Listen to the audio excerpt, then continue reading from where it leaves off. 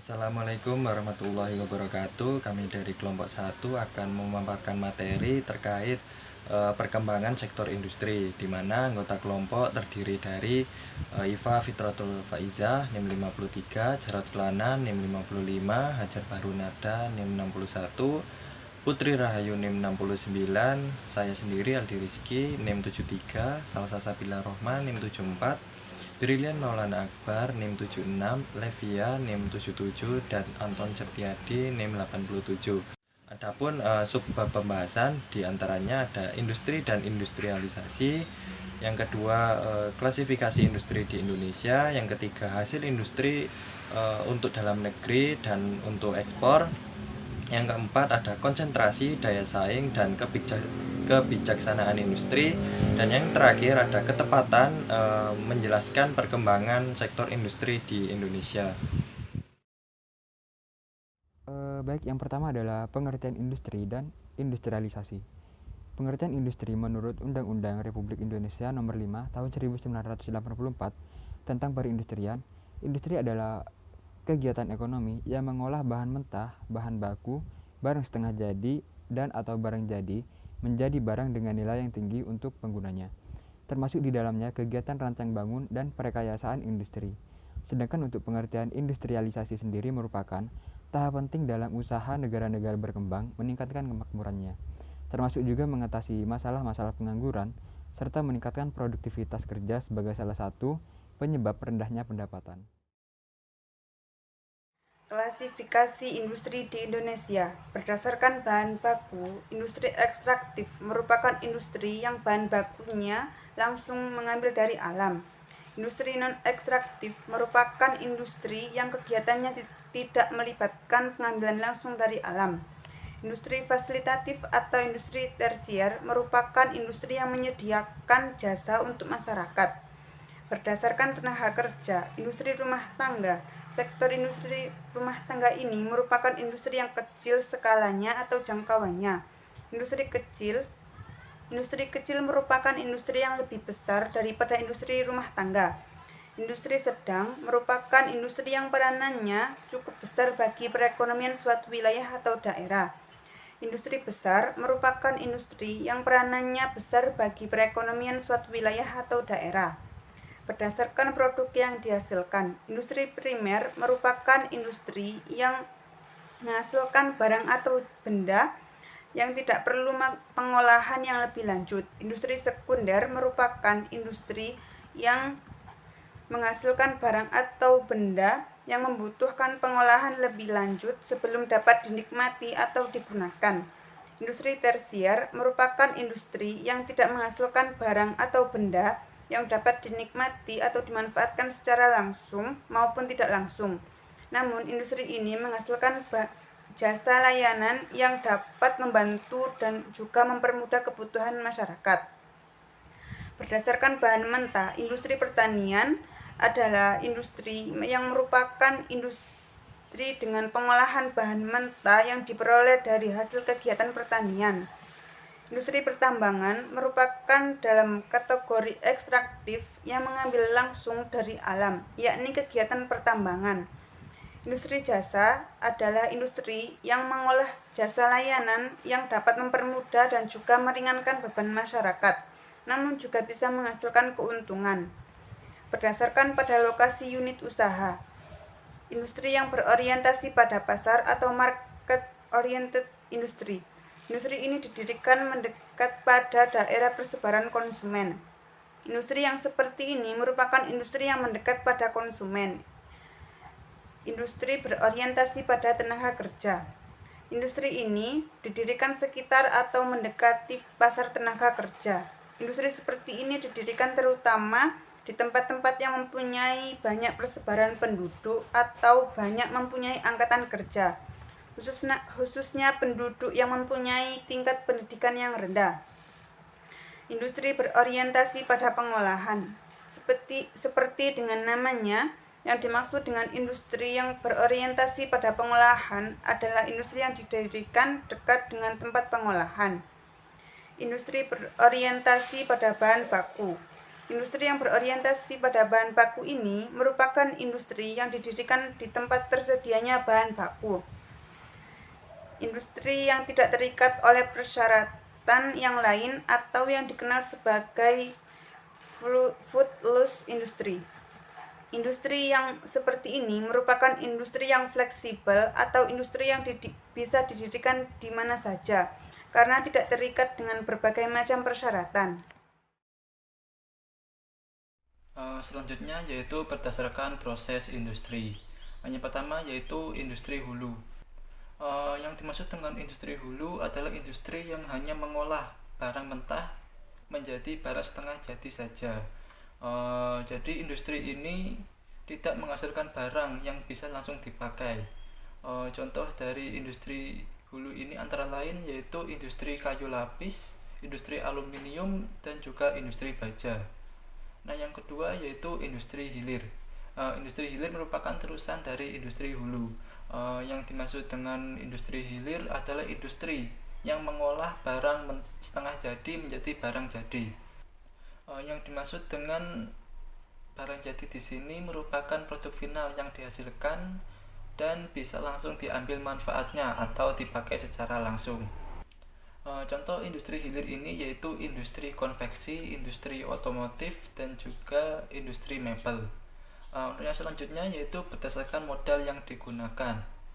Yang pertama yaitu industri dengan penanaman modal dalam negeri atau yang disingkat dengan PMDN. PMDN adalah industri yang memperoleh dukungan modal dari pemerintah maupun pengusaha nasional yang ada di dalam negeri. Adapun beberapa industri yang mendapatkan dukungan modal dari pemerintah ini antara lain meliputi industri kerajinan, industri pariwisata, serta industri makanan dan juga minuman. Nah, yang kedua yaitu industri dengan penanaman modal asing atau yang disingkat dengan PMA. PMA adalah industri yang modalnya berasal dari penanaman modal asing. Industri yang modalnya berasal dari penanaman modal asing ini biasanya mempunyai produk yang besar dan atau bergerak dalam bidang yang dibutuhkan banyak orang. Adapun contohnya antara lain industri komunikasi, industri perminyakan, dan juga industri pertambangan. Nah, yang ketiga yaitu industri dengan modal patungan atau joint venture. Joint venture ini merupakan industri yang asal modalnya dari hasil kerjasama dengan PMDN dan juga PMA. Jadi industri joint venture ini ada campur tangan pihak dalam negeri dan juga pihak asing. Industri yang dimaksud dalam kategori joint venture ini antara lain industri otomotif, industri transportasi, dan juga industri kertas. Nah, selanjutnya yaitu berdasarkan objek pengelola. Yang pertama yaitu industri rakyat. Industri rakyat merupakan industri yang dikelola sendiri oleh rakyat atau masyarakat. Karena dikelola oleh rakyat atau masyarakat, maka industri ini merupakan milik rakyat itu sendiri. Adapun contohnya bisa berupa industri makanan ringan, makanan khas atau barang-barang tradisional maupun industri kerajinan. Nah, yang kedua yaitu industri negara. Sesuai dengan namanya, yang dimaksud dengan industri negara adalah industri yang dikelola dan merupakan industri milik negara atau yang lebih kita kenal dengan istilah Badan Usaha Milik Negara atau yang disingkat dengan BUMN. Industri ini biasanya memproduksi barang-barang yang dibutuhkan oleh banyak masyarakat dan dalam jumlah yang besar. Beberapa contoh industri milik negara antara lain industri pertambangan, industri perminyakan, dan industri transportasi. Untuk yang terakhir yaitu berdasarkan cara pengorganisasian. Yang pertama yaitu industri kecil. Industri kecil merupakan industri yang tidak terlalu besar karena lingkup atau cakupan industri ini tidak terlalu luas. Industri ini juga masuk ke dalam UMKM. Adapun contohnya meliputi industri kerajinan tangan, industri makanan ringan, dan lain sebagainya. Nah, untuk yang kedua yaitu industri menengah. Industri menengah merupakan industri yang lebih besar daripada industri kecil. Adapun contoh industri menengah yang ada di Indonesia seperti industri bordir, industri mainan anak-anak, ataupun yang lain sebagainya. Yang terakhir yaitu industri besar. Industri besar merupakan industri yang mempunyai lingkup lebih besar dan lebih kuat daripada dua industri yang sebelumnya. Hal ini karena industri besar mempunyai peranan yang lebih vital daripada industri kecil dan menengah. Industri besar memiliki peran besar dalam perekonomian suatu negara. Hal tersebut karena industri besar turut menopang atau menyumbang devisa negara melalui pajak. Industri besar tidak hanya berada di negara maju saja. Banyak juga negara berkembang yang mempunyai industri besar. Beberapa contoh industri besar antara lain industri transportasi, industri alat elektronik, dan lain sebagainya.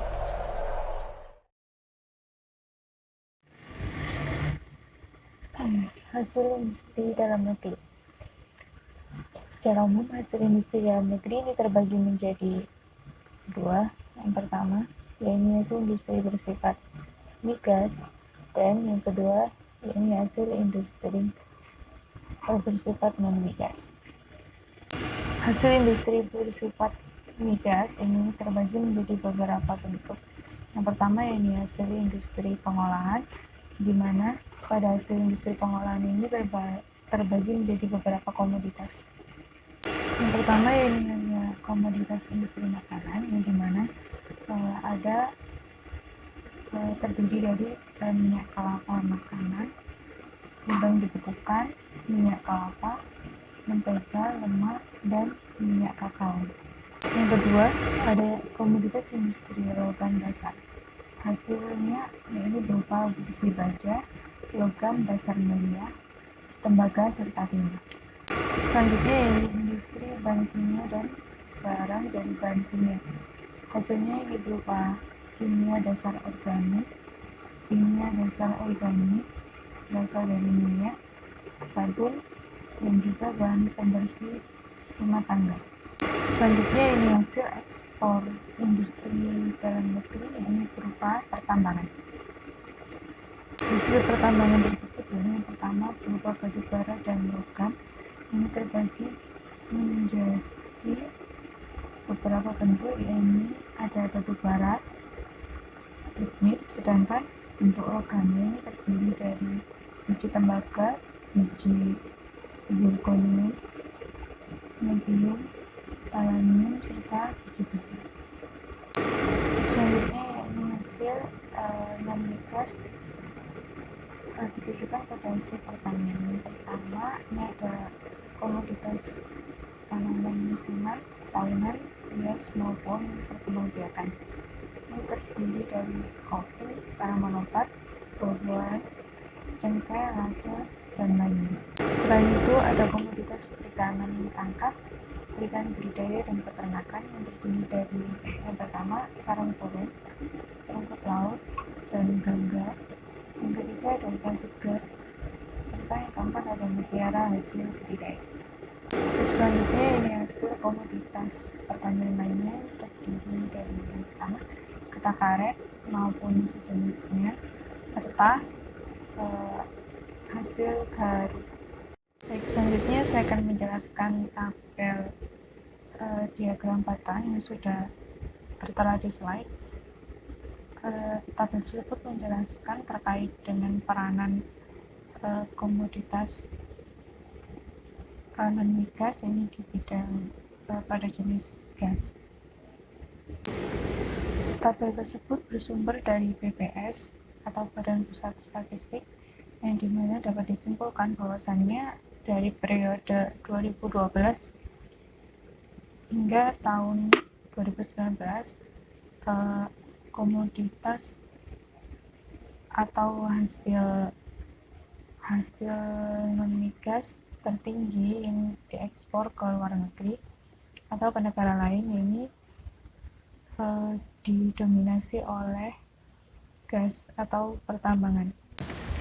Untuk permintaan dominasi kedua didominasi oleh minyak mentah, dan yang terakhir ini didominasi oleh hasil minyak. Hal tersebut ditujukan berdasarkan besarnya persentase yang terlihat di dalam tabel batang tersebut. Baik, selanjutnya perkembangan ekspor dan impor berdasarkan jenis industri. Dilihat dari grafik 4, nilai ekspor berdasarkan jenis industri bulan Juni 2018, sektor industri makanan kembali menjadi penyumbang devisa terbesar dari ekspor industri pengolahan pada bulan Juni 2018. Surplus yang dibukukan tercatat 2,01 miliar US dollar, terbesar di antara sektor industri lainnya. Total capaian ekspor industri makanan selama Januari sampai Juni 2018 sebesar 14,25 miliar US dollar.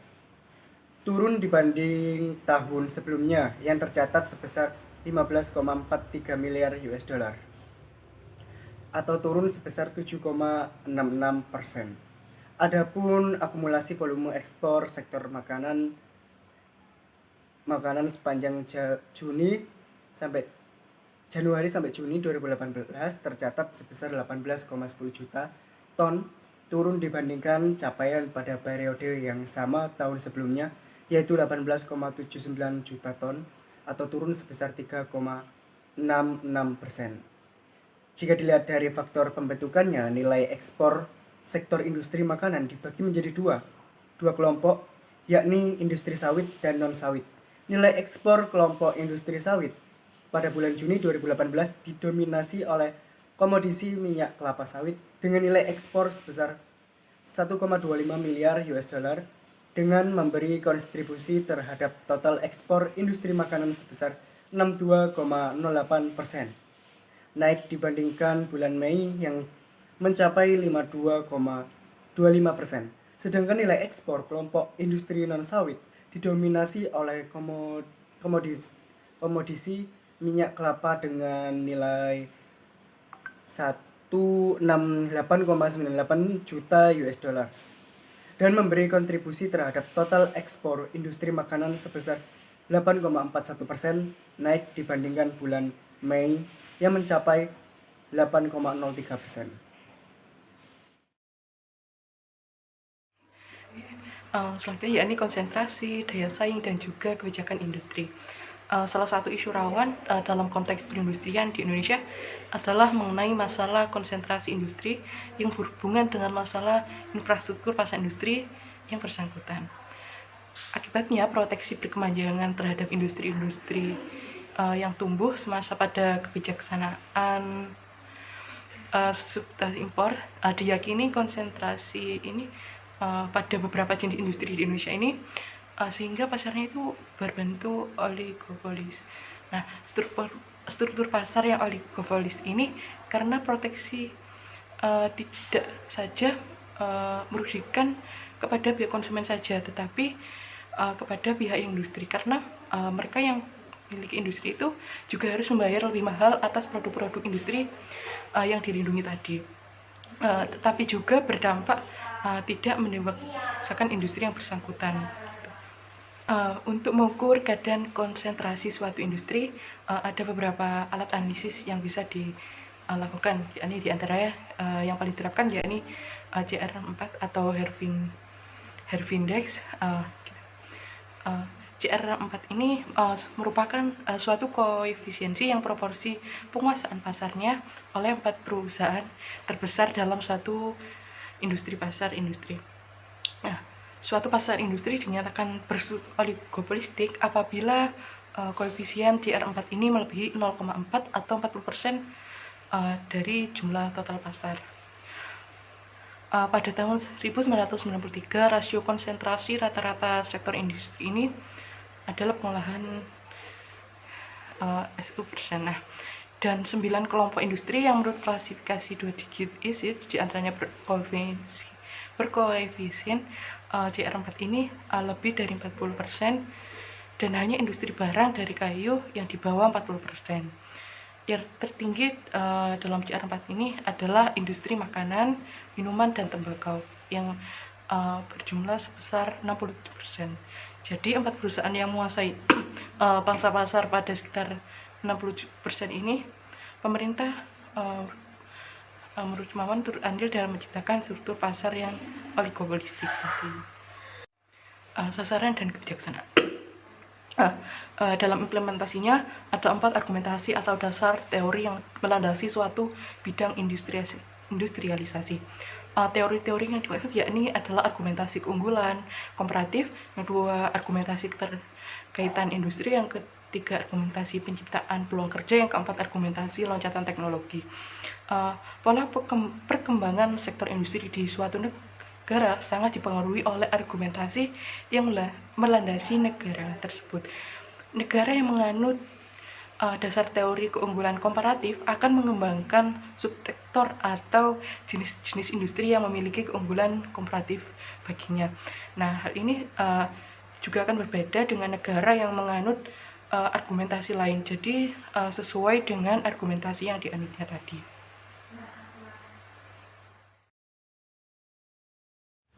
Nah, yang selanjutnya ada kebijakan industri nasional. Nah, sesuai dengan visi pembangunan industri nasional yang mana tercantum dalam Peraturan Presiden nomor 28 tahun 2008 tentang kebijakan industri nasional, yang merupakan Indonesia itu merupakan negara industri yang tangguh pada tahun 2025 dengan visi antara pada tahun 2020 Indonesia sebagai negara industri yang maju karena sesuai dengan Deklarasi Bogor tahun 1995 antar para kepala negara APEC pada tahun tersebut, liberalisasi di negara APEC sudah harus terwujud.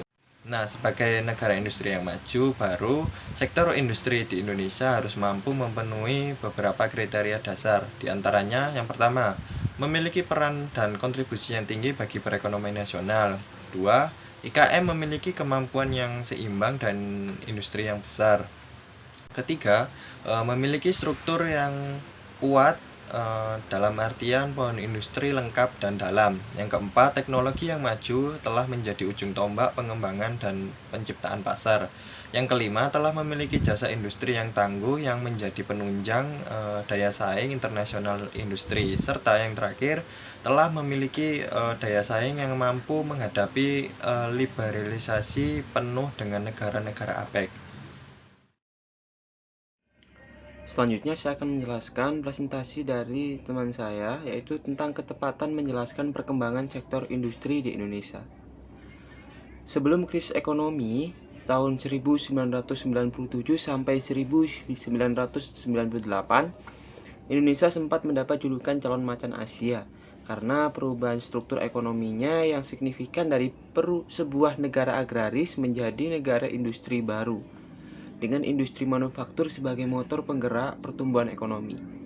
Pemerintah waktu itu berhasil menciptakan proses pembangunan ekonomi yang pesat, membuat Indonesia sebagai negara industri yang menjanjikan di Asia Tenggara.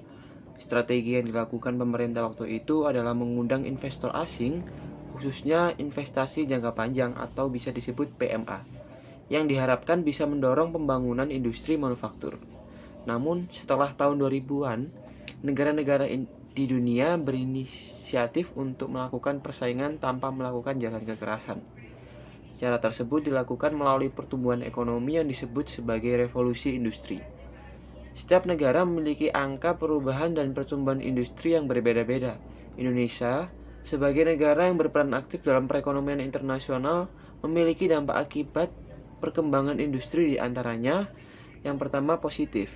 Terjadinya perkembangan industri di negara lain secara tidak langsung akan melakukan riset dan menciptakan suatu hal yang bernilai multiguna sehingga Indonesia sebagai negara atau konsumen dapat terpenuhi perkembangannya. Perkembangannya industri besar yang merambat pada sistem multinasional mengakibatkan terbukanya jumlah lapangan pekerjaan yang dapat dimanfaatkan oleh masyarakat Indonesia. Perkembangan industri menciptakan sistem efektivitas dan efisien dalam mobilitas masyarakat. Nah, untuk dampak negatifnya, munculnya perkembangan industri akan menyebabkan persaingan yang cukup signifikan sehingga industri dalam negeri memiliki nilai kualitas yang rendah. Perkembangan industrial pada negara lain yang menciptakan masyarakat Indonesia yang konsumtif. Untuk perkembangan industri di Indonesia sendiri, dari tahun ke tahun mengalami kemajuan, apalagi di era sekarang, yaitu era revolusi industri 4.0 yang akan merambat ke revolusi industri 5. Nah, Di revolusi industri 4.0 yang berfokus pada teknologi dan informasi ini, industri dirasa cukup mengalami kemajuan yang sangat signifikan. Selanjutnya, teman-teman bisa lihat grafik pertama, yaitu tentang pertumbuhan produk domestik bruto menurut lapangan usaha. Nah, di sini saya akan menjelaskan lebih ke industri pengolahan saja. Saya rasa teman-teman juga sudah paham dan mengerti cara membaca grafik. Di sini bisa kita lihat dari tahun 2015 sampai tahun 2019. Di industri pengolahan ini mengalami ketidakstabilan atau naik turun. Nah, untuk di tahun pertama tahun 2015 ini dinilai 4,33. Di tahun 2016 mengalami penurunan di nilai 4,26. Di tahun 2017 mengalami kenaikan lagi di nilai 4,29. Di tahun 2018 mengalami penurunan di nilai 4,27. Dan di tahun 2019 mengalami penurunan yang cukup banyak di nilai 3,80. Nah, jika dilihat dari PDB-nya juga, dari tahun 2015 sampai tahun 2018 mengalami kenaikan terus-menerus, meskipun nilainya pun juga tidak banyak. Namun di tahun 2019 mengalami penurunan dan cukup anjlok nilainya di nilai 5,2. Dengan nilai sebelumnya tahun 2018 yaitu 5,17. Selanjutnya di grafik 2 bisa kita lihat pertumbuhan industri non-migas dan pertumbuhan ekonomi nasional. Nah, untuk garis yang warna merah itu industri pengolahan non-migas, garis yang hijau itu ekonomi nasional, dan yang kuning itu industri pengolahan non-migas dan migas. Nah, nilai tertinggi dicapai pada tahun pertama yaitu 2011 dengan industri pengolahan dengan nilai 7,46 dan ekonomi nasional dengan nilai 6,17. Nah, dari tahun 2011 berjalan ke tahun 2019 juga mengalami ketidakstabilan atau naik turun. Untuk industri pengolahan migas sendiri, titik tertinggi tadi di tahun 2011 dan titik terendah di tahun 2019 dengan nilai 4,34. Untuk ekonomi nasional sendiri dengan nilai tertinggi 6,17 dan nilai terendah di tahun 2015 dengan nilai 4,88. Nah, untuk tahun 2019-nya ekonomi nasional cukup turun tetapi masih mencapai di angka 5,2. Nah, bisa kita simpulkan bahwasanya dari grafik atas dan bawah tadi, di tahun 2019 semua sektor mengalami penurunan. Ini bisa jadi disebabkan oleh pandemi COVID-19 yang membuat sektor-sektor melemah. Begitu pula dengan sektor industri non-migas atau pengolahan. Juga mengalami penurunan baik dari omset ataupun dari pemasukannya. Selanjutnya yaitu penjelasan mengenai grafik pertumbuhan impor menurut golongan penggunaan barang. Kita dapat lihat di sini bahwa golongan penggunaan barang terbagi menjadi barang konsumsi, barang baku, dan barang modal. Pada tahun 2015 hingga tahun 2018, pertumbuhan impor mengalami kenaikan tiap tahunnya. Namun, di tahun 2019, impor Indonesia mengalami penurunan. Hal ini disebabkan oleh pandemi COVID-19 yang melanda. Impor barang modal pada tahun 2019 tercatat menurun sebesar 5,13%. Dan nilai impor barang konsumsi turun sebesar 4,51%. Penurunan impor bahan baku atau penolong yang sebesar 11,7 pada tahun 2019 telah berdampak langsung pada penurunan kegiatan produksi di sektor industri manufaktur selama tahun 2019 tersebut. kondisi ini perlu diwaspadai secara serius karena tetap besarnya kegiatan impor barang jadi tidak saja merupakan ancaman bagi perkembangan industri dalam negeri, tetapi juga akan meningkatkan impor yang berdampak pada meningkatnya defisit neraca transaksi berjalan. Selain itu, menyebabkan semakin meningkatnya kontribusi impor barang konsumsi dalam total impor Indonesia.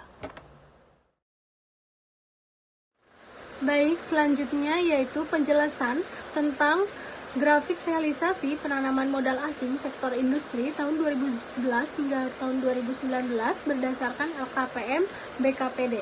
Dapat kita lihat bahwa pada grafik tersebut realisasi PMA mengalami fluktuasi, di mana dapat kita lihat bahwa penurunan tertinggi yaitu terletak pada tahun 2013, yaitu sebesar 34,74%. Dan juga kita bisa melihat di sini pada tahun 2016 penanaman modal asing mengalami peningkatan yang sangat tinggi, di mana mencapai 16,7 triliun. Akan tetapi di tahun 2017 mengalami penurunan sebesar minus 21,21%. Dan di tahun 2019 mengalami penurunan dari 10,4 miliar menjadi 9,6 miliar. Grafik selanjutnya yaitu penjelasan mengenai realisasi penanaman modal dalam negeri sektor industri tahun 2011 hingga tahun 2019 berdasarkan LKPM dan BPKPM. Pada grafik ini kita dapat melihat juga di mana terdapat fluktuasi dari tiap tahunnya. Pada tahun 2019, PMDN sektor industri hanya mencapai sekitar 72,67 triliun atau turun sebesar 13,12% terhadap realisasi PMDN tahun 2018 yang sekitar 83,64 triliun. Sekian presentasi dari kelompok 1, kurang lebihnya kami mohon maaf. Wassalamualaikum warahmatullahi wabarakatuh.